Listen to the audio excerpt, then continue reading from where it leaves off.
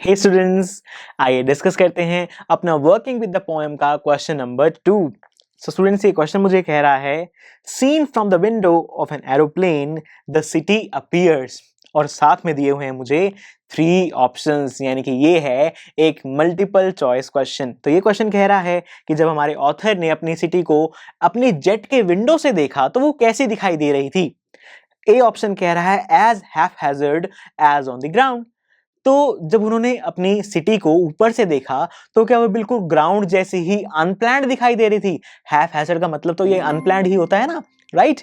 लेकिन ऐसा तो नहीं था, ऐसा बिल्कुल भी नहीं था। ग्राउंड से तो बिल्कुल ही अलग दिखाई दे रही थी जब उन्होंने अपनी सिटी को ऊपर से देखा। तो हमारा ये ऑप्शन तो गलत है। सेकंड ऑप्शन कह रहा है as neat as a map, एक मैप की तरह दिखाई दे रही थी। ऐसा तो हमारी पोएम में कुछ नहीं कहा गया। चलिए थर्ड ऑप्शन देखते हैं, ये ऑप्शन भी ठीक नहीं लग रहा। थर्ड ऑप्शन कह रहा है एज डेवलप्ड एज नेसेसरी। हाँ, यही तो हमें पोएम में कहा गया था। क्या कहा गया था? देखिए, हमें पोएम में कहा गया था it was clear why the city had developed the way it had, यानी कि जैसे उसे डेवलप करना चाहिए था उसी तरीके से, बिल्कुल प्लान्ड तरीके से ही उसे डेवलप किया गया है। यानी कि जो हमारा थर्ड ऑप्शन है वो बिल्कुल सही बात कह रहा है हमारे पोएम के अकॉर्डिंग। तो हमारा थर्ड ऑप्शन हो जाता है करेक्ट ऑप्शन।